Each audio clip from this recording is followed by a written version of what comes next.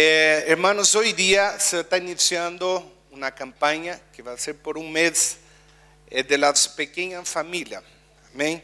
Entonces la pequeña familia, nosotros en la iglesia nombramos así pequeña familia. En una época atrás se llamaba grupos pequeños. Yo de niño frecuentaba una iglesia en Brasil y allá se llamaba culto casero. En otras iglesias le dicen célula. Y nosotros como iglesia le decimos pequeña familia porque somos iglesia cristiana de la familia. Por eso nombramos pequeña familia. Quisiera pedir que ponga el PowerPoint. Nosotros vemos en la palabra, en Hechos capítulo 2, cómo funcionaba la iglesia primitiva. Hechos capítulo 2, versículo 46 y 47. Dice, y perseverando unánimes cada día en el templo y partiendo el pan en las casas, comían junto con alegría y sencillez de corazón, alabando a Dios y teniendo favor con todo el pueblo. Y el Señor añadía cada día a la iglesia los que habían de ser salvos. Nosotros vemos que la iglesia primitiva creció de una manera muy rápida. ¿Por qué? Porque lo predicaban en el templo. ¿Y dónde más? ¿Dónde más? En el templo y en las casas. Nosotros vemos que la iglesia primitiva creció mucho. Se enfocaron en el ministerio de predicar en las casas. Se enfocaron en el gran mandamiento del Señor que dijo, id y haced discípulos. Se enfocaron en ese ministerio de hacer discípulos, de predicar la palabra. Vemos también Hechos 5, 42. Hechos 5, 42. Dice,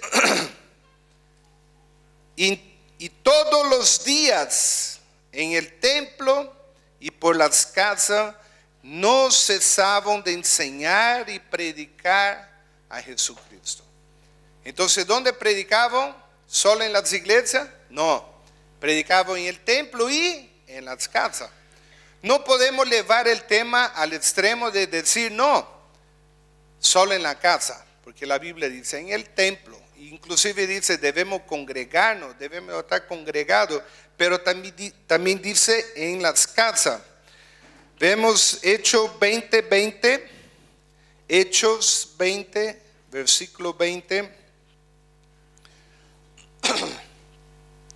Dice, y como nada que fuese útil, he rehuido de anunciarlo y enseñarlo públicamente y por las casas. Entonces, toda la iglesia primitiva mantuvo un formato de predicar en la iglesia, de predicar por las casas. ¿Y por qué la importancia de predicar en las casas? Porque la pequeña familia, los grupos caseros, es una herramienta muy importante para el discipulado. Yo tengo una experiencia en mi vida desde niño pequeño, cuando mi padre se cambió a un pueblo, era un pueblo pequeño, en la época debía tener unos 600 moradores y no había ninguna iglesia cristiana. Entonces mi madre empezó a hacer grupos de niños y predicar a niños debajo de un árbol de mora, ¿no? Y ahí empezaron a venir las madres también y decir, ¿por qué solo para niños? ¿Por qué no hacer para grandes también? De ahí empezó en el garaje de la casa y una de las cosas que mucha gente piensa y dice, no, para abrir una pequeña familia yo tengo que tener una comodidad. Hay un hermano que amplió su casa enfocado en hacer una pequeña familia, hizo un living grande y cuando hay la pequeña familia, ellos buscan ahí y modelaron la casa enfocado en ese tema. Pero mi padre vivió en una casa de madera, solo tenía 2 cuartos, un living bien pequeño, una cocinita y tenía una galería y el piso era de cemento quemado, que dice acá, ¿no? Color rojo, ¿no? Entonces en ese garaje, ahí empezó a reunir y empezó cada 15 días, después tuvieron que hacer toda la semana. Y como no había silla como esa blanca que hoy día uno puede comprar a un costo bajo considerable, no había ni para alquilar nada. Entonces él traía de la hacienda unos turrillos de 20 litros de lata, donde venía aceite, y ahí ponía tablas, y ahí empezó a reunir una pequeña familia. Y de ahí toda la familia entraba en ese proceso. Era yo como niño pequeño, ayudaba a limpiar y trapear esa galería, ese garaje que tenía que quedar intachable, digamos, ¿no? Entonces cada parte de la familia entraba en esa función. Terminaba el culto, juntaba la tabla, la amontonaba a un lado, la lata encima. Yo tengo como un pequeño video grabado en mi disco duro, toda esa imagen, y guardaba. La otra semana todo el proceso. Y de ahí empezó una iglesia, que hoy día es una iglesia muy grande, y ha sembrado y ha plantado más de 10 iglesias. También vemos aquí en la Iglesia Cristiana de la Familia cómo empezó la Iglesia Cristiana de la Familia. El pastor Rolando conoció al Señor en Brasil, de allá vino a Bolivia y abrió su pequeña familia en su casa, empezó a predicar. De ahí muchas familias conocieron al Señor, el pastor Charles, la familia Cronenbol, familia Gutiérrez, tanta otra familia, perdón si no nombro alguna de los primeros que llegaron ahí. Y de ahí empezó la iglesia. Fue creciendo y de repente dijeron, tenemos que tener un local para reunirnos, ¿no? Entonces yo me acuerdo cuando iba a la pequeña familia del pastor Charlie, ahí fue una de las primeras veces que tuve una visión en mi vida. Yo vi mientras alabábamos al Señor, ahí al fondo de su casa, yo vi como Dios abrió un hueco en las nubes y bajó un haz de luz sobre este local. Y yo vi como literalmente Dios estaba mostrando en el reino espiritual qué es lo que sucedía en ese momento.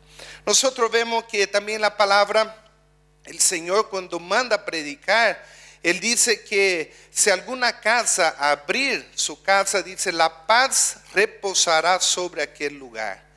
La paz de Dios estaría sobre aquel lugar. Está en el libro de Lucas. Nosotros podemos ver, yo puedo ver en mi familia como Dios bendijo a mi padre, donde él abrió su pequeña familia. Mire, abra Lucas capítulo 10, versículo 5. Dice, en cualquier casa donde entréis, primeramente decid paz sea a esta casa.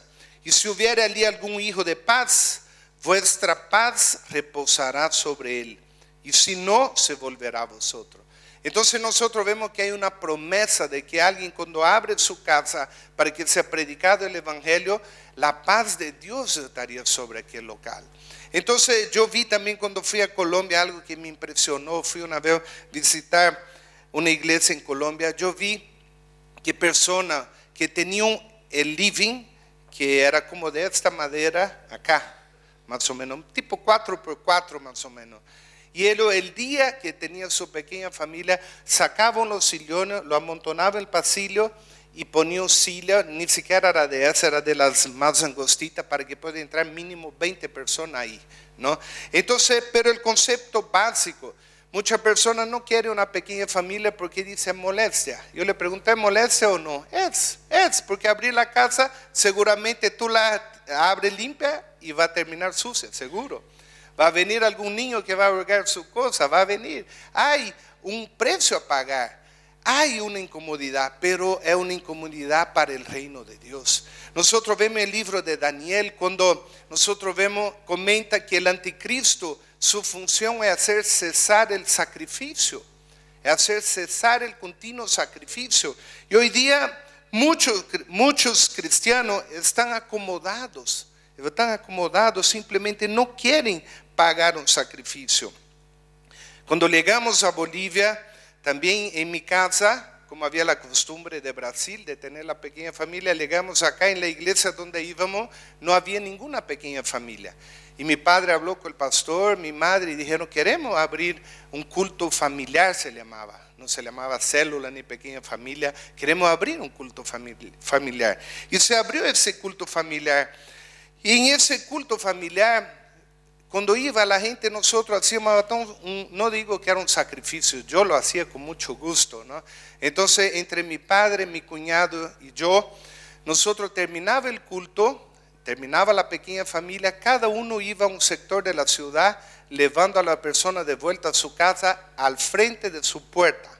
Entonces no había excusa, se está lloviendo, no voy porque después no hay micro para volver, porque nosotros hacíamos esa disposición de llevar a la persona. En esa pequeña familia yo sentí, antes de haber conocido, muchas veces sentí fuertemente la presencia de Dios en los cultos, pero ahí por primera vez sentí la presencia de Dios. Me acuerdo que una vez había un hermano que oraba y empezaba a empujar a uno, ¿no? Entonces empezaba a empujar y yo me quedé con una susceptibilidad. Yo decía, claro, entonces la gente cuando se calla porque lo empujan, ¿no? Y Alejandra era recién conocida mía, mi esposa, y un día llego ahí y veo a ese hermano que estaba orando por él, yo estaba así empujándola, ¿no? Entonces yo fui, lo aparté y dije, no hermano, deje, ¿no? Entonces tanto en él como en mí creó esa susceptibilidad, ¿no? Entonces un día estaba en un rincón y Dios empezó a manifestar en esa pequeña familia. Hubo un derramar del Espíritu Santo. Yo puedo decir que ese día fue el día que Dios selló mi corazón.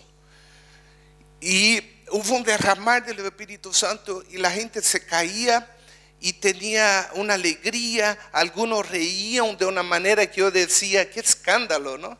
Entonces de repente un hermano cayó y empezó a tener ese ataque de risa.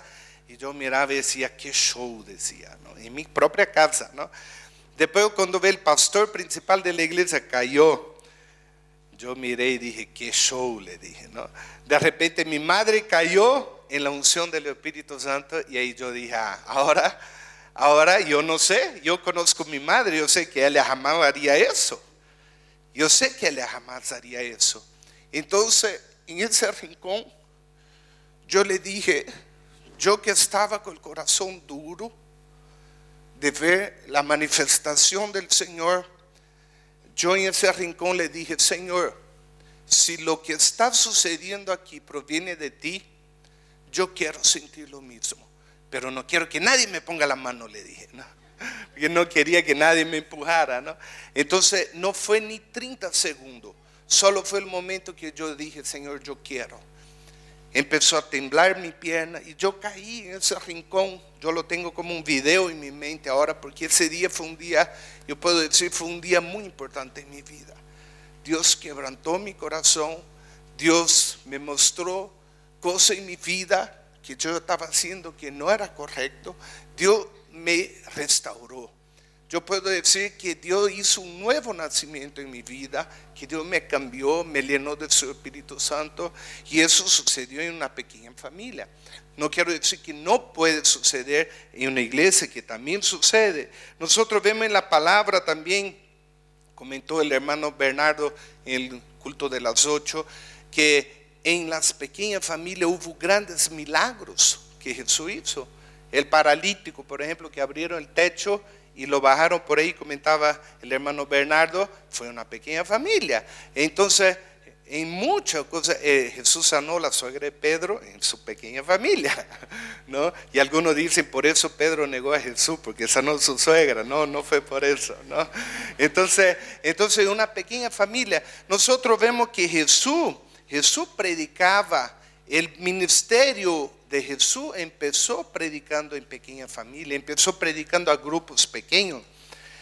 En mi pequeña familia sucedió algo extraordinario cuando me temblaron la choquizuela, ¿no? Entonces yo había conocido a mi esposa Alejandra en un concierto de Marcus Witt, y yo había pedido a Dios por casi 2 años que el día que yo vea a mi futura esposa, yo quería saber ahí qué iba a hacer ella. Y le dije, Señor, ¿por qué no quiero estar de cortejo y después terminar y cortejo con otro? Yo dije, Señor, yo quiero que tú me muestres. Y yo puedo decir que en mi vida hubo amor a primera vista. Si usted no lo cree, yo lo creo, porque así fue en mi vida. Yo me enamoré a primera vista de ella, ¿no? Y de ahí me fui al campo, y un día volviendo del campo, yo lo único que la conocí y memoricé su número de teléfono fijo, pero no la había llamado, no la había encontrado. Me fui al campo, Volví del campo, llegué atrasado para el día de la pequeña familia, porque me encantaba ese día para ayudar, para estar con mis amigos. A veces venía del campo solo para esa noche y volvía el otro día al campo al trabajo. Y no era 2 horas ni 3 horas como hoy día puedo llegar al campo, era como 6 horas de viaje, ¿no? Entonces llegué todo sucio, llegué atrasado porque el camino no estaba muy bueno. Yo estaba tomando un vaso de leche cuando abre la puerta de la cocina, y era el día de la pequeña familia, y entra Alejandra ahí, y fue la segunda vez que yo la conocí, y casi me caigo de espalda, y la choquizuela literalmente temblaron, y él estaba ahí, él habló a mi hermana, ella no sabía que era mi casa, él le dijo a mi hermana, ¿me puede invitar un vaso de agua? Sí, y entró, y ahí fue como el amor a segunda vista, no fue a la primera, ya había sido, ¿no? Entonces fue ahí, ¿no? Entonces, cuando era niño fue una pequeña familia, digo niño, tenía como 7 años, fue donde vi una persona poseída, y Dios haciendo liberación en esa persona. Yo vi milagros en pequeña familia, yo vi cómo Dios ha hecho grandes cosas en la pequeña familia. Nosotros podemos ver también una iglesia en Montero que empezó así, con un grupo y una pequeña familia. Fue creciendo tanto que hoy día ya tuvieron que hacer una iglesia, ¿no? Entonces cuando Jesús él puso esa estrategia. No es algo que se inventaron los apóstoles. Jesús fue el de la idea de hacer la pequeña familia, de hacer el grupo familiar para discipulado, para ganar a personas. Entonces cuando en la palabra dice que seamos imitadores de Dios, y debemos ser imitadores de Jesús en ese proceso de participar en una pequeña familia. Jesús dijo que seríamos sus amigos si hacemos lo que Él nos manda. Juan 15, versículo 12. Entonces yo le pregunto, en la gran comisión nosotros vemos que el Señor manda a ser discípulo. Amén. ¿Cuántos saben de eso? Y de hacer discípulos, dice. Ese fue el gran mandamiento. Y la cosa más importante, cuando nosotros vemos a una persona que está cerca de morir, Él va a hablar antes de morir la cosa más importante. Va a reunir su familia y dice, mire, no quiero que peleen, quiero que estén bien. Y Jesús, antes de ir al cielo, en Hechos 1, versículo 8, Él habla lo mismo, que seamos testigos en todas naciones, Judea, Samaria y confines de la tierra. Él está recalcando la misión de hacer discípulos. Cuando habla en la palabra, dice, somos su amigo, Juan 15, del versículo 12 a 17, si hacemos lo que Él nos manda. Y ahí yo puedo hacer una pregunta ahora. ¿Tú tienes algún discípulo? ¿Tú estás discipulando a alguna persona? No voy a pedir que levante la mano. Quiero preguntar y que tú analices tu vida. Porque si no lo estás haciendo, tú estás olvidando de la gran comisión, de la cosa más importante que el Señor ha mandado. Y cuando habla este mandamiento, dice que os améis unos a otros, como yo os he amado. Nadie tiene mayor amor que este, que uno ponga su vida por sus amigos. Vosotros sois mis amigos si hacéis lo que yo os mando. Ya no os llamaré siervo, porque el siervo no sabe lo que hace su Señor, pero os he llamado amigos, porque todas las cosas que oí de mi Padre os las he dado a conocer. Entonces nosotros vemos que el Señor habla del amor. El amor, comentaba Bernardo en la mañana, si yo sé que una persona sin Cristo, una persona sin conocer a Jesús, una persona sin tener un cambio de vida, yo sé su futuro.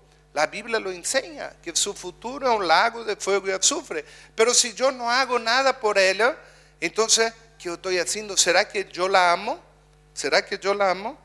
Entonces, Jesús cuando habla, no me eligiste vosotros a mí, sino que yo os elegí a vosotros.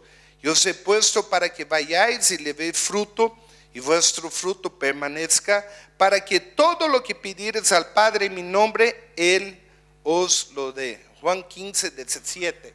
Nosotros podemos ver en este pasaje, a mí me gusta siempre analizar que hay un mandamiento y hay una promesa. Amén. ¿Cuántas veces? Ayer estaba hablando con 2 hermanos queridos y ellos estaban diciendo que entraron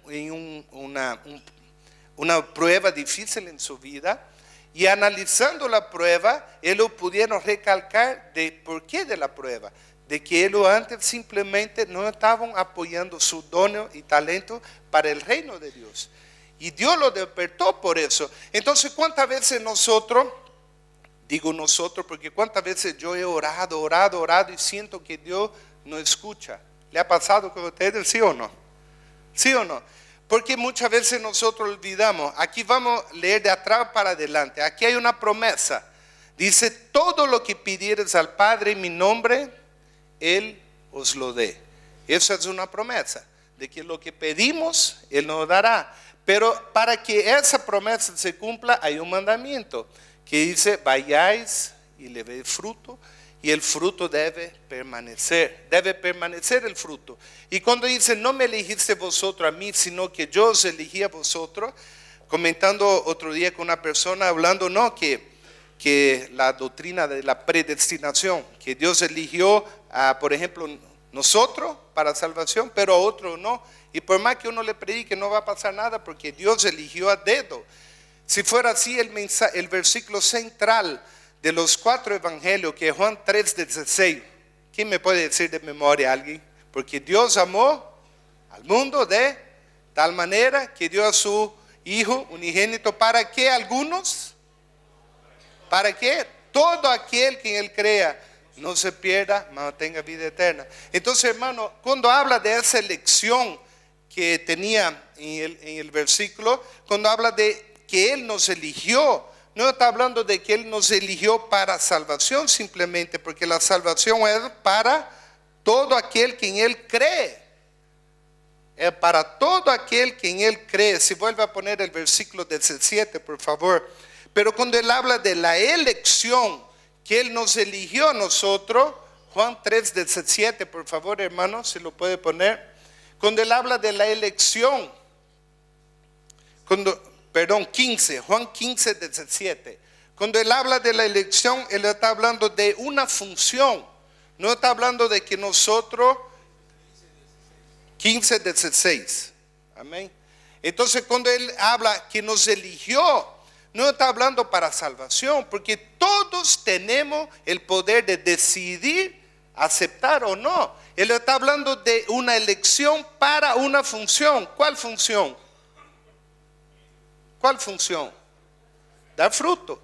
Y más que dar fruto, ese fruto debe permanecer. ¿De qué manera voy a hacer que mi fruto permanezca? Discipulando a la persona. ¿Se acuerda la parábola de la higuera que no producía, estéril? Y él llega y maldice a esa higuera estéril.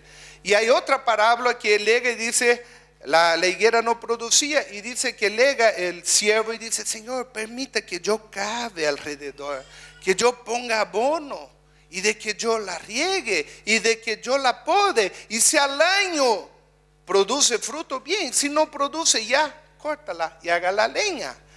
Ayer hablé con mi padre en Brasil, y mi padre llevó a Chachairú y sembró allá, que no hay, ¿no? Entonces me decía, cuando yo fui en enero, yo estaba comiendo a Chachairú, y ahora, y grande el árbol de Ningo, ¿no? Y ahora otra vez con Chachairú en mitad de año. Yo le dije, pero aquí en Bolivia, que yo conozca, da una vez al año. ¿O alguien conoce que da 2 veces al año?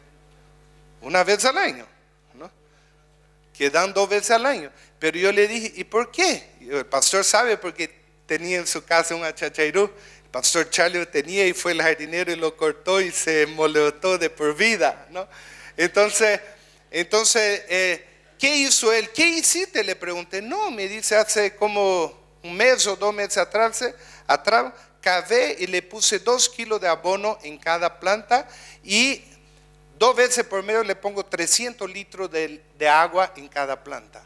Y ahí empezó a florar y producir otra vez. Entonces nosotros vemos, yo quiero producir fruto, el mandamiento es producir fruto y hacer lo que permanezca. Pero yo tengo que buscar en el Señor ese abono, esa agua viva en nosotros. La Biblia dice, el que gana almas es sabio. ¿no? Entonces aquí hay alguna persona anciana. Nosotros vemos que un sabio anciano siempre se preocupa en algo. O hacer un plan de jubilación.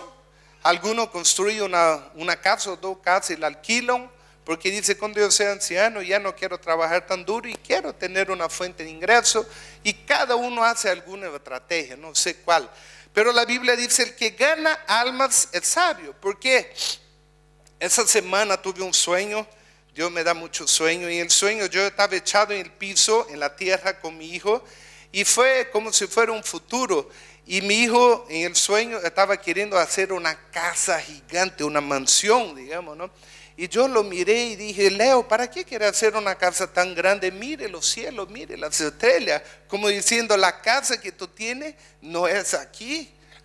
La casa que vamos a tener en el cielo, no que no sea bueno tener una casa grande, pero en el sueño era tratando de enfocarle a él en esa misión, digamos, de la cosa del Señor. Cuando habla también la Biblia, hacer tesoros en el cielo, donde el ladrón no roba, ni la polilla corrompe. Yo tengo alguna ropa en una semana, en la casa por un tiempo había esa polilla y unos bichitos, y empezó a radear la ropa del ropero y tuvimos que buscarlo y consumirlo, ¿no? Entonces, hacer tesoro en los cielos.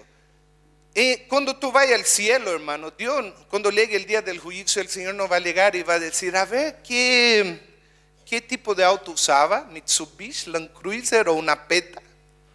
Dios nos va a preguntar qué marca de ropa usaba, si era Tommy Hilfiger o si era del shopping Scarvech de Conmavi.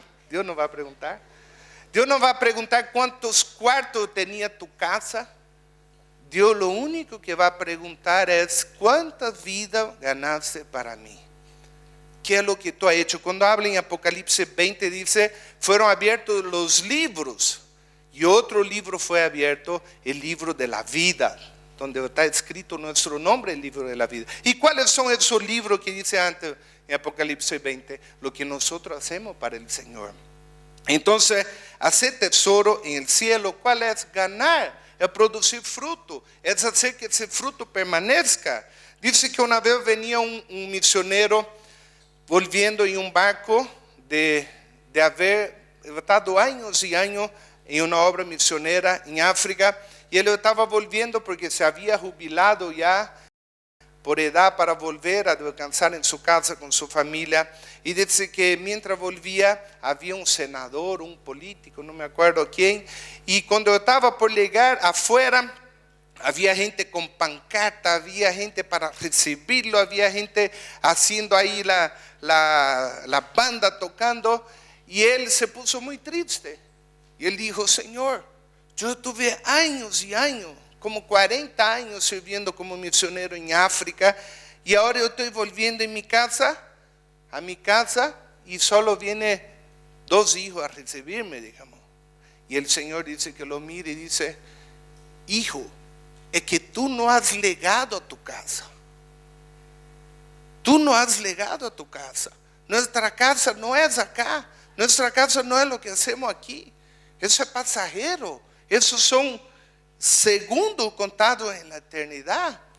Entonces, hermano, nosotros vemos cómo Jesús enfocó para tener una pequeña familia. ¿No? ¿En qué manera puede un cristiano experimentar ser como Cristo? Nosotros vemos que Jesús empezó un grupo pequeño. Él eligió a sus 12 discípulos y él empezó a predicar en la casa de ellos, a formar, a hacer que ese fruto permanezca. Y nosotros vemos que cuando Jesús le amó y empezó ese ministerio, miren Mateo capítulo 4, versículo 18, Jesús no tenía una fama, Jesús aún no era famoso, Jesús aún no había hecho milagros, Jesús aún no había resucitado muertos, pero en Mateo 4, versículo 18 dice, andando Jesús junto al mar de Galilea, vio a 2 hermanos, Simón, llamado Pedro, y Andrés su hermano, que echaba la red en el mar, porque eran pescadores, y le dijo, venid en pos de mí, y yo os haré pescadores de hombres. Ellos entonces dejando al instante las redes le siguieron. Pasando de allí vio a otros dos hermanos, Jacobo, hijo de Zebedeo, y Juan su hermano, en la barca con Zebedeo su padre, que remendaban su red, y lo llamó, y ellos, dejando al instante la barca y a su padre, le siguieron. Y recogió Jesús toda Galilea, enseñando en la sinagoga de ellos y predicando el evangelio del reino y sanando toda enfermedad, toda dolencia en el pueblo. Y se difundió su fama por toda Siria, y le trajeron los que tenían dolencia, los afligidos por diversas enfermedades y tormentos, los endemoniados, lunáticos, paralíticos, y los sanó. Nosotros vemos algo interesante. Primeramente, yo siempre aplico eso porque a mí me gusta pescar. Tengo hermanos que les gusta pescar, en la iglesia varios. ¿Por qué Dios eligió pescador? Porque el pescador es persistente, está ahí y dice, yo voy a sacar. El pescador sabe de sacrificio, porque tiene que dejar su cuarto, su comodidad, su casa y meterse al monte con mosquito, con el calor, con un sacrificio. Mira, si saca un pescado ya está feliz. Entonces, hermano, Jesús supo por qué tenía que ir a usar pescadores, pero también sus discípulos de Jesús no eran solo pescadores. Él tenía médico como Lucas, él tenía cobrador de impuestos como Mateo, él tenía toda clase de gente. Pero nosotros vemos que Jesús no escogió a personas por su mérito, por su capacidad. Hay un dicho que me gusta mucho que dice que Dios no escoge a personas capacitadas. Dios no va a escoger puro personas capacitadas. Él capacita a aquellos que son llamados. Y para ser capacitado por Jesús hay un proceso: andar con Él. Andar con Él. Nosotros vemos que Jesús no tenía necesidad de amistad con persona humana. Él era Dios, Él era 100% hombre, 100% Dios. Pero ese fue el principio que Él entabló para hacer amistad con los hombres. Yo leí hace poco tiempo un ejemplo. Dice que había un granjero que sabía que iba a venir una gran tormenta, y afuera de su celeiro, de su tinglado, donde guarda la comida de los animales, en la partecita del tinglado de afuera, se llenó de pajaritos ahí, que empezó a llover y con frío, y él dice que miró esos pajaritos y le dio pena. Y él dice que abrió la puerta de su depósito, de su tinglado, y trató, y dijo, bueno, ahí hay alimento, botó alimento al piso para que ellos entren, para que no se mueran con esa tormenta. Y dice que él agarró un palo y lo zunchaba, y él lo volaba y volvió a parar ahí mismo. Ninguno quiso entrar adentro. Y ahí él dijo, pero ¿cómo yo quisiera ser un pajarito para poder hablarle de que va a venir una gran tormenta, una gran nieve, y por ahí se van a morir? Y ahí nosotros podemos entender el por qué Jesús tuvo que venir como hombre. No vino como 100% Dios a hablar a nosotros. Él tuvo que encarnarse en carne humana para venir como hombre, para predicar a nosotros. Y ahí nosotros vemos también, la Biblia dice, de gracia recibiste. Hoy yo le pregunto, ¿tú pagaste algo para tu salvación? ¿Pagaste algo? No, fue algo gratuito. Y la Biblia dice, de gracia recibiste, de gracia dad. Alguien pagó un precio, alguien hizo sacrificio para que tú conocieras al Señor hoy. Primero fue Jesús que murió por nosotros, pero alguien le predicó. Yo me acuerdo el pastor Ausimar, que fue un mentor del pastor Rolando. Él en plena vacación, él trabajaba en una empresa y tenía que trabajar con tiempo, obvio, ¿no? En plena vacación, en lugar de ir a la playa y en lugar de otro lado, él venía acá y dedicaba esas 3 semanas más o menos a estar aquí en la iglesia, a discipular. El pastor Rolando ha sido discipulado por alguien. Yo me acuerdo también cuando yo iba a una iglesia, yo puedo decir que literalmente era un calienta asiento, como dice el pastor Rolando. Calienta asiento, aquel que solo va a la iglesia los domingos. Y más, hermano, llegó una época que yo iba a la iglesia no porque me gustaba, yo iba a la iglesia porque si no iba en ese culto del domingo en la mañana. Después del culto mi padre salió a comer en algún restaurante, y si yo no iba, nadie iba a volver a la casa a recogerme. Yo tenía que comer un pan con mantequilla y se acabó, ¿no? Entonces yo iba a la iglesia, porque de ahí directo a comer un locro, un fricasé, no sé, ¿no? Entonces iba, ¿Por qué? Porque yo era un cristiano frío, caliente asiento. Pero el momento, como le comenté, que Dios tocó mi vida en esa pequeña familia, fui sellado con el Espíritu Santo, la primera cosa que dije: Señor, yo quiero hacer algo, yo quiero hacer algo. El cristiano que tiene el Espíritu Santo, hermano, y ahí viene la pregunta: si tú eres lleno del Espíritu Santo, tú no puedes quedar sin hacer nada. El Espíritu Santo te va a incomodar. Y yo me acuerdo, en esa época llegué al decano de la Universidad de Veterinaria y le dije: mire, quiero abrir un grupo de oración acá en la universidad. ¿Puedo? Puede, me dice. ¿Qué sala puedo usar? Puede usar tal sala. Todos los miércoles yo sacaba fotocopia de más o menos 400 invitaciones, invitaba a la persona a ir a ese grupo de oración, que hoy es como si fuera una pequeña familia dentro de la universidad. Después también veo como el pastor Mauricio Suárez y Marito Suárez han ganado muchos compañeros del colegio haciendo un grupo ahí. Y terminaba la clase una vez por semana, se reunió ahí y después empezaron a hacer en su casa, ¿no? Nosotros podemos ver, si tú invitas, yo tengo una persona que está en mi lista de oración, que es un tío de mi esposa que lo quiero mucho, y cuando yo lo puse aquí, prácticamente yo veo que es algo imposible de que yo lo gane para el Señor, pero yo lo tengo aquí, porque yo sé que voy a orar y yo sé que voy a hacer mi parte para ganarlo para el Señor. Ahora, si yo le digo, ¿por qué le digo? Porque él es católico, apostólico, romano, mariano y tiene una lista no sé qué más, ¿no? Entonces varias veces lo invité a la iglesia, nunca vino. Pero si lo invitamos a una pequeña familia, con seguridad, quizás es mucho más fácil de que él vaya.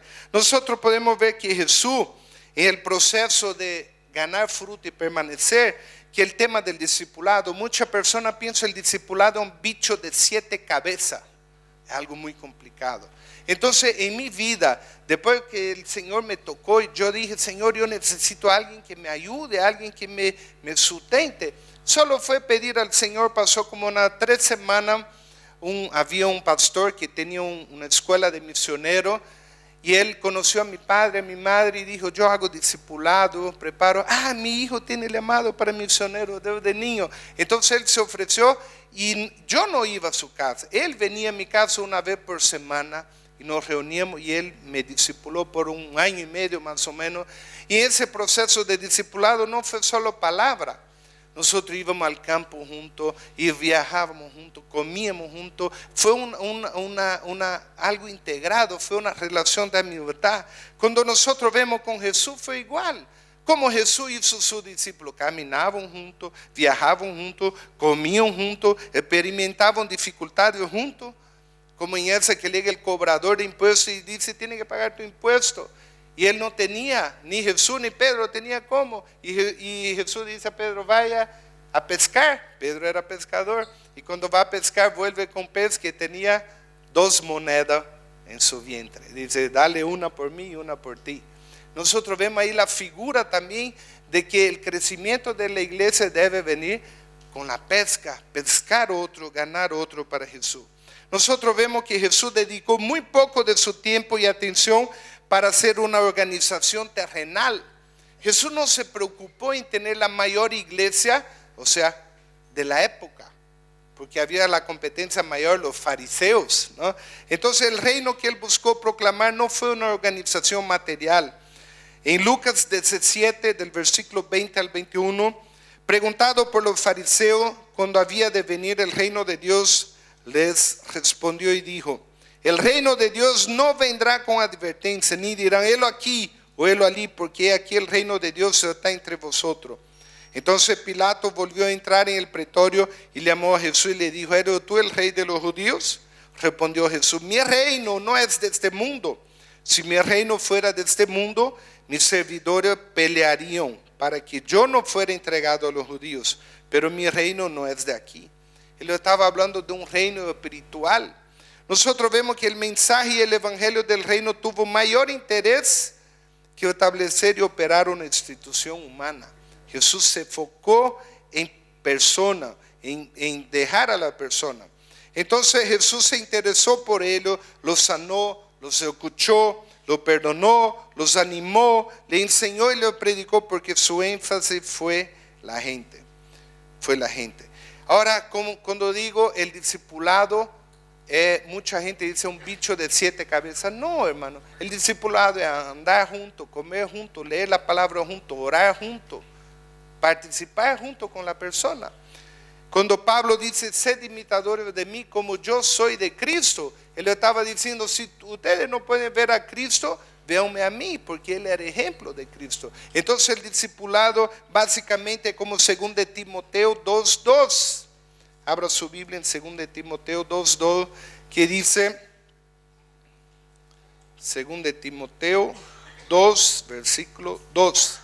Lo que has oído de mí ante muchos testigos, eso encarga a hombre fiel que sea idóneo para enseñar también a otros. Aprendí con el pastor Rolando que aquí en ese versículo hay 4 generaciones de personas. Lo que has oído de mí, alguien había escuchado de él ante muchos testigos, encarga a hombres fieles para enseñar también a otros. Entonces, los que son fieles reciben el evangelio y tienen que enseñar también a otros. Entonces, hermano, el proceso de discipulado, yo en la época que hacía cirugía en veterinaria, el catedrático hacía así: lean tal capítulo.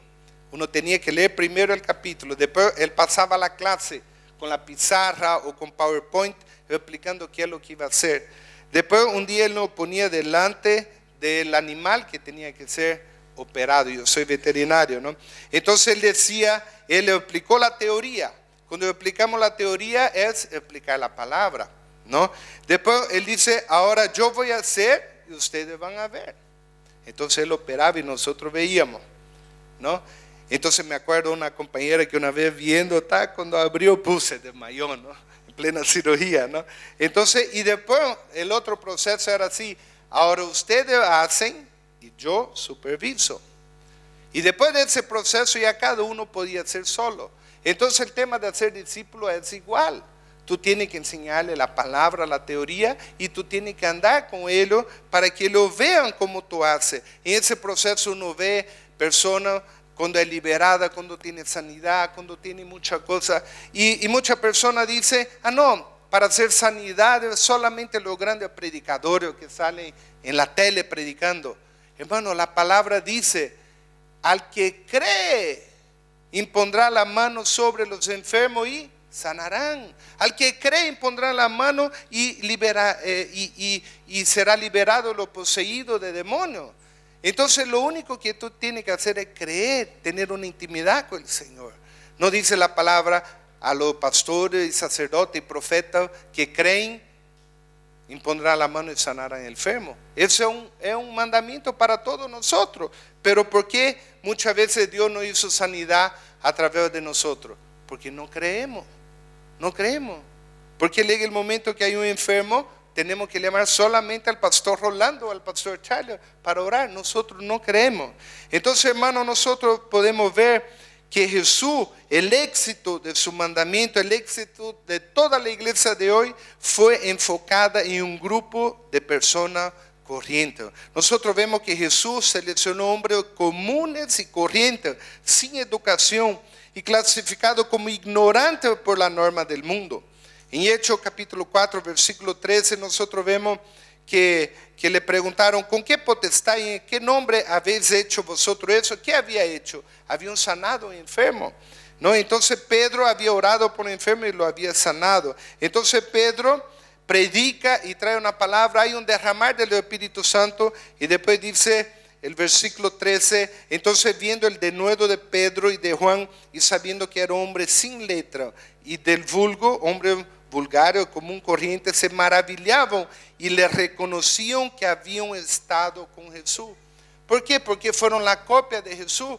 ¿Se acuerda cuando Jesús fue a llamar a Pedro y le dijo, Pedro, sígame? Pedro le dijo, no, Señor, apártate de mí porque soy pecador.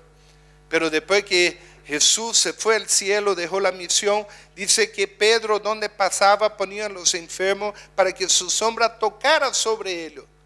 Y me imagino que muchos eran sanados. Simplemente no daba tiempo de orar uno por uno. Simplemente ponía en fila, pasaba él, su sombra tocara. ¿Por qué? Porque él había estado con Jesús. Amén. Entonces ellos fueron enseñables, ellos estaban deseosos de aprender y por eso Jesús dedicó su tiempo para estar con ellos. Amén. Hermanos, solo un resumen de la prédica. Quiero pasar algunos PowerPoint rápidamente. Quiero que tú prestes atención, por favor. Entonces, ¿cómo vamos a hacer iglesia? Yo le pregunto, ¿quién sabe bien la misión, visión de la iglesia? Yo la voy a repetir ahora por si alguno no la conoce. ¿Puede pasar? Entonces, razones bíblicas nosotros vemos, ¿puede ir pasando? Entonces Jesús predicaba públicamente y por la casa. Amén. Razón histórica, los primeros 300 años de la iglesia, nosotros vemos que había la predicación grupal en el templo y personal por la casa. Amén. Nosotros vemos que después de 312 vino Constantino, hizo una fusión con la iglesia y cambió el método que Jesús había dado, que era de predicar públicamente y por la casa, que era el método de hacer discípulos. ¿Y qué sucedió con eso? Nosotros vemos que las iglesias de la época se enfocaron en hacer grandes templos, grandes catedrales para reunir a la persona. ¿Y qué sucedió? La persona empezaron a ir a un lugar, un edificio, en un día especial de la semana, que era el domingo, y alguien, un sacerdote o ministro, hace algo por ellos, le predicaba y le enseñaba. Entonces, se animarán, dice, los miembros a volver a los hogares. Amén. Entonces nosotros vemos cuando se reúne solo en la iglesia, ¿qué sucede? Solamente reciben. Aquí quiero que tú analices tu vida. Cada uno que está aquí analice tu vida. Si tú solamente vienes a la iglesia, tú solo estás recibiendo. Puede pasar a llenar la hoja. En la iglesia uno solo espera. En la iglesia somos solo consumidores, como dice el pastor Rolando, calienta asiento. En la iglesia somos pasivos. En la iglesia somos solo espectadores y somos ajenos. Por eso nuestra iglesia, estoy hablando de la iglesia común, porque nuestra iglesia es una iglesia ministerial que trata de enfocar a toda la gente a que trabaje en alguna área o algún ministerio. Entonces en la pequeña familia, la gente en lugar de solo recibir también dan palabra, dan testimonio. En lugar de solo esperar, ellos van también. En lugar de ser solo consumidores, ellos son productores. En lugar de ser solo pasivos, ellos son activos, porque ellos cumplen una función ahí. En lugar de ser solo espectadores, son protagonistas.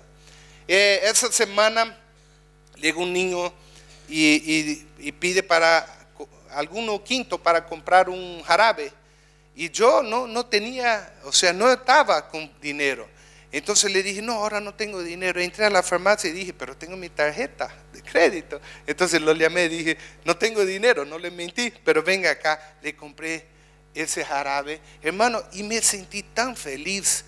Salí de ahí llorando de que pude hacer algo tan sencillo. Era un jarabe caro que su hermanito necesitaba. ¿Cuánto más cuando nosotros somos usados por Dios? Yo digo, sí, ¿cuál es la peor cosa del mundo? Es cuando alguien dice, tal persona me ha usado. ¿Sí o no? ¿Usted ha sentido usado por alguna persona? Uno se siente mal. Pero ¿cuál es la mejor cosa del mundo? Ser usado por Dios. Es la mejor cosa del mundo. Amén. Entonces nosotros vemos, por ejemplo, mirando a la iglesia, si la iglesia empieza con 60 miembros, gana 20, pierde 20, bueno, después de un total de 5 años, sigue con la misma cantidad de personas. ¿Cuál fue su tasa de crecimiento? Fue 0. Amén. Amén. Puede pasar rápidamente, puede pasar bien rápido. Eso son datos sacados del Instituto para el Desarrollo de la Iglesia, de Schwartz, ¿no? Entonces, si una iglesia tiene 50, 100, 200 o 1000 miembros, no importa cuánto tenga, si ingresó 32, pero termina saliendo de la iglesia 32, ¿cuál fue su tasa de crecimiento? Nada, nula, ¿no? Porque debemos hacer ¿qué? Perseverar en su fruto. Entonces, ¿cuál es uno de los problemas que hay que resolver? Amén.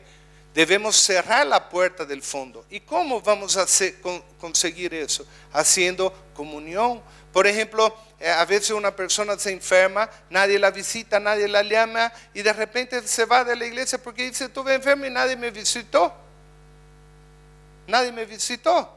Bueno, pasa eso primero porque la Biblia dice, está enfermo, llame a los ancianos de la iglesia. No dice, espere a que Dios le dé revelación, profecía. El deber de uno cuando está enfermo es el de amar a los ancianos de la iglesia para que vayan a orar por él. Entonces, mirando a la iglesia está estructurada. Nuestra iglesia está estructurada. Tiene una misión, visión, tiene un logo, dice formando a Jesús en nosotros. Tiene un lema que dice ganar y, ¿quién sabe? Discipular vida e intimidad con Dios. Hay un lema, hay una teoría que a mí me encanta. Yo cuando llegué a la iglesia me gustó mucho ese lema. Pero nosotros no debemos ser solo oidores, sino hacedores de la palabra. Amén. Entonces la visión de la ICF, construir una comunidad amorosa que se expande con familia integrada, manifestando el poder del Espíritu Santo. Como somos iglesia cristiana de la familia, tú siempre vas a ver eso. Familias integradas. Entonces cuando hablamos de pequeña familia, estamos hablando de agarrar una familia, fortalecerla. Amén. Nosotros vemos, pase por favor, la misión, anunciar el mensaje del evangelio como poder para transformación de vida, procurando formar una familia de discípulos de Jesús. Pase. El lema, ganar y discipular vidas de intimidad con Dios. Pero cuando habla de ganar, alcanzar. Cuando habla de discipular, enseñar. Amén. Pase. La meta, crear pequeñas familias que estén centradas en Cristo. ¿Qué creó Dios para cuidar a la persona? ¿Qué creó Dios? ¿Qué me dice? Pase. Vaya pasando. Creó padres. Y también creó familia. Muchas veces cuando el pastor Charles viajaba o todo, me deja mi cuñadita y yo soy el encargado. Cuando yo voy al campo, yo miro y le encargo su hija de nuevo. Encargo a mi hijo mayor, dice, tú eres el hombrecito de la casa, tú tienes que cuidar a tus hijos, a tus hermanos, a tu madre, ¿no? Entonces eso, ¿cómo lo vamos a conseguir? A través de un discipulado, el cuidado de la persona. Pase. Entonces el discipulado, siga pasando rápido. No es solo enseñar, hermano. Aquí tenemos una escuela bíblica. En esa escuela bíblica uno viene, hay un tiempo que alguien enseña y después hay un tiempo de preguntas, respuestas, compartir. Pero el discipulado es algo personal, el comer junto, hablar, caminar, dar, siga. Leer, orar, obedecer, compartir junto, ir al cine juntos, si le gusta el fútbol, jugar fútbol. Si alguno va al gimnasio, vayan junto al gimnasio. El discipulado es una relación personal. Amén. Pase. Entonces la siembra, hermano, eso escuché ayer y me encantó porque yo he sido agricultor de toda su vida. La siembra es opcional. Yo decido si siembro o no. Yo he sido agricultor, mi padre, mis abuelos, mi tatarabuelo, vengo de una familia, por si acaso no somos menonitas, aunque soy claro, ¿no? Entonces, pero la familia es, entonces la siembra, yo decido cuándo sembrar. Nosotros como agricultores hemos sembrado en el polvo y esperando que después llueve y la planta germina. Pero la cosecha obligatoria, la cosecha, llega el día de cosechar, sí o sí debo cosechar, si no se frega. La siembra yo hago en el tiempo que yo quiero, pero la cosecha es un tiempo definido, no se puede postergar. Por eso Jesús dice, los campos están blancos para la cosecha, pero los obreros son pocos. Rogad al Señor de la mies que envíe obreros a la mies. Y la Biblia dice que cuando nosotros no hablamos, cuando tú no hablas, las piedras hablarán. Cuando tú no estás hablando a algún pariente, algún vecino, algún compañero de trabajo que Jesús le puede ayudar, ¿sabe a quién van a buscar? A los brujos, a los videntes, a hacer la fumada poderosa, hacer no sé qué. Entonces la meta, hermano, es que nosotros podamos ser fiel para enseñar a otros. Pase. Entonces aquí es un ejemplo, por ejemplo, ¿por qué la iglesia primitiva fue una iglesia que creció rápidamente? Porque fueron fieles en aprender y enseñar también a otros. Yo le pregunto hoy día, ¿quién tiene su Biblia en papel? Todos, supongo. Si no tienen papel, quizá la tengan en su celular, en su iPad o lo que sea. En esa época no tenían Biblia. No tenían Biblia. Hoy día tú lees y dices, venga aquí, mira, te voy a mostrar aquí Ezequiel, te voy a mostrar aquí Mateo. ¿Cómo el evangelio pasó de uno a otro? ¿Cómo? Tenía una reunión, escuchaba. Y lo que escuchaban tenían que ir a enseñar. Y volvió a escuchar y volvió a enseñar porque fueron fieles. Entonces, solo un ejemplo que hice. Imagínense, hermano, si todos fueron fieles en ganar a uno solo y discipular. Si empezar el primer año con 25 y esos 25 que fueron discipulados después de un año, también ganar otros 25 en 10 años, seríamos 25.600. Teoría, es teoría, pero puede ser práctico, puede ser. Como fue la iglesia primitiva, si todos fueron fieles. Ahora mire la otra meta, próximo.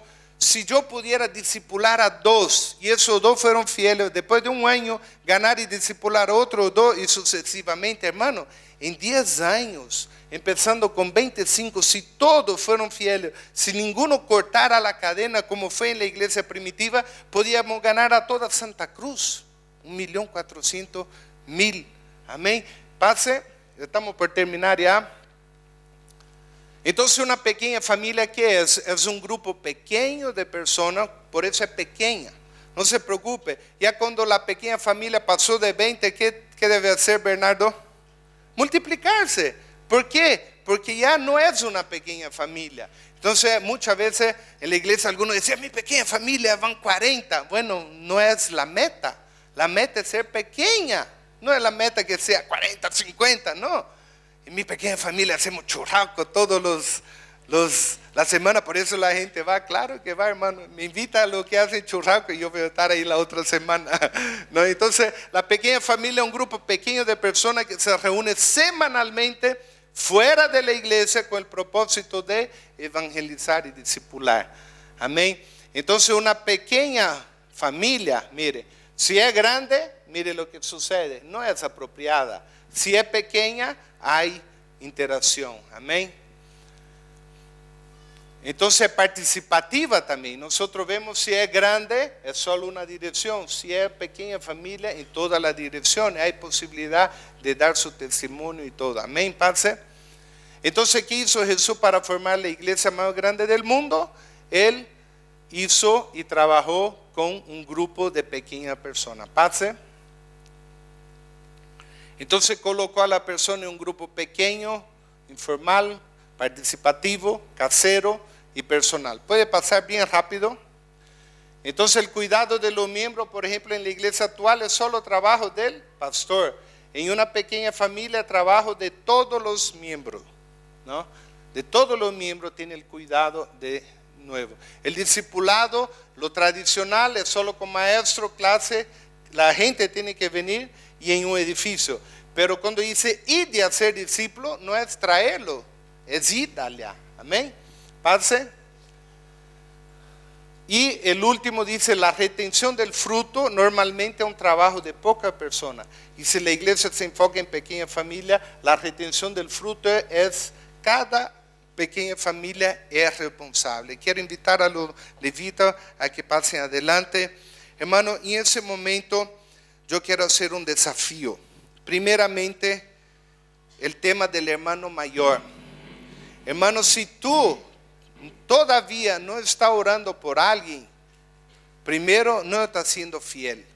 Ahí en la salida, en las 2 puertas, hay esa ficha del hermano mayor para que tú puedas empezar anotando 10 personas para orar por ellos.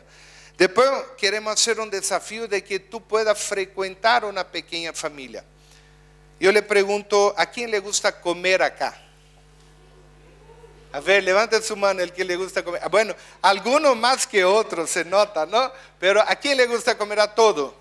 Ahora yo le pregunto, una vez llega mi hijo pequeño y dice así, papá, ¿no ve que comer sin hambre es pecado? Comer sin hambre es pecado. Yo paré y le vi la pregunta capciosa, ¿no? Capciosa, porque él no quería comer y dice, tenés que comer. No, papi, no tengo hambre, si come pecado. No, le dije, comer sin hambre no es pecado, pero comer demasiado es pecado, ¿no? La gula. Entonces yo vi que él quería una excusa para decir, no quiero comer. ¿Por qué? Porque hay veces que llega a las 12, la 1 y el niño no tiene hambre, pero igual tiene que comer. Ahora yo le pregunto, ¿qué pasa si tú se alimentas espiritualmente solo una vez por semana en el culto? ¿Qué pasa? Anoréxico, enfermo y muerte. Tú tienes que estar enchufado en una pequeña familia para tener un grupo de amistad, para estar ahí alimentándose. Amén. Entonces el punto 3, invite a alguien. de la persona que está orando, invítela a ir a la pequeña familia, pero haga más, no solo invite, diga te paso a recoger, porque si tú dices te espero allá, ¿usted cree que van a ir? No van a ir, te paso a recoger, amén. Y el punto 4, hacer discípulo, amén, debemos hacer discípulo, amén. Quiero invitar en ese momento a todos los líderes de pequeña familia, líderes, colíderes de pequeña familia, a que pasen adelante, amén. Y también quiero invitar, hermanos, si tú quieres ser usado por Dios, tú puedes, quizás tú no sientas la capacidad de predicar o enseñar, pero quizás tú tengas tu casa y tú puedes decir, yo voy a abrir mi casa para que se haga una pequeña familia. Y ahí nosotros vamos a ver otra persona que quizás no tiene una casa para ofrecer, pero quiere predicar. Entonces vamos a unir esos dos para tener una pequeña familia. Ellos ya son líderes de pequeña familia. Si nosotros fuéramos a dar tiempo para que den testimonio hoy día, estoy seguro que en toda ella Dios ha hecho grandes cosas, Dios ha hecho grandes milagros y grandes cosas. Y yo quiero invitarte también, quiero invitar al pastor Rolando que pase para bendecir a la pequeña familia. Y quiero invitarte, lo sugiero, van a estar pasando una lista. Si tú quieres abrir en su casa una pequeña familia, quiero que tú anote ahí su nombre, su teléfono, ¿no? Y para abrir a una pequeña familia, y alguien te va a llamar para contactar para eso. Entonces, como le dije, hay dos posibilidades. Una, tú abres tu casa, y las dos, o sea, tú eres un anfitrión, y las dos, tú puedes ser usado también para enseñar en esa casa. Amén. Y el tercer desafío, hermano, que tú, si tú no frecuentas una pequeña familia, si tú no participas en una pequeña familia, mire, están todos ellos y mucho más que no están acá. Hay dos maneras. Tú puedes frecuentar una pequeña familia por afinidad. Digamos que tú conoces a Daniel, entonces tú dices, voy a la casa de Daniel, ¿no? Entonces, porque lo conoces. O la segunda, por distancia. Tú puedes buscar cuál es la más cerca de su casa y puedes ir ahí, ¿no? Para no cruzar toda la ciudad el día de la pequeña familia. Entonces, hermano, queremos hacer un desafío. Tú quieres ser usado por Dios, tú quieres estar simplemente en la iglesia como calienta asiento, o tú quieres ver que Dios hará grandes cosas en su vida.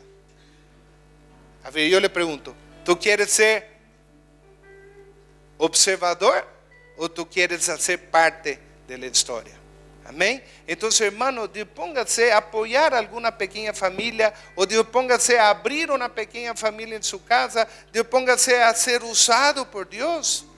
Hermano, yo le digo, cuando tú empieces, quizás tú no se sientas capaz, pero cuando tú te dispongas a ser usado por Dios, Dios va a hacer grandes cosas en su vida.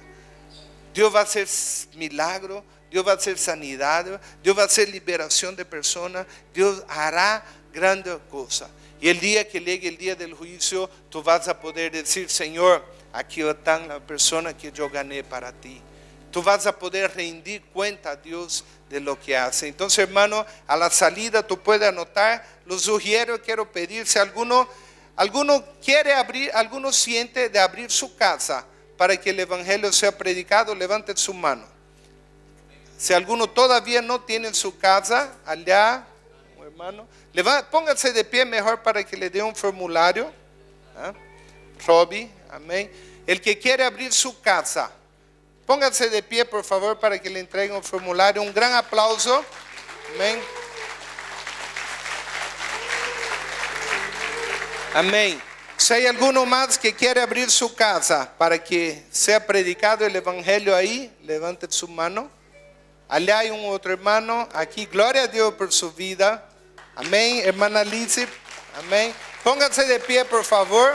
No queremos perder ese momento. Amén. Amén. Bueno, si alguno más decide después, porque yo sé, tiene que hablar con la jefa. Si fuera en mi caso, tiene que hablar con la jefa, es obvio. Pónganse de acuerdo con su esposa. Si vive en la casa de los suegros, hable con su suegro. No, diga, queremos ser canal de bendición para otra persona, y puede entrar en contacto con ellos. Amén. Y el otro desafío, hermano, si tú no frecuentas una pequeña familia, que tú hagas. Tú puedes llamar a la iglesia, tú puedes preguntar. Vamos a poner todas las direcciones de la pequeña familia en la página web para que tú puedas ver quizá la más cerca de tu casa o quizá por afinidad. Tú puedes buscar una de pareja, una de matrimonio, una de jóvenes, lo que sea. Amén.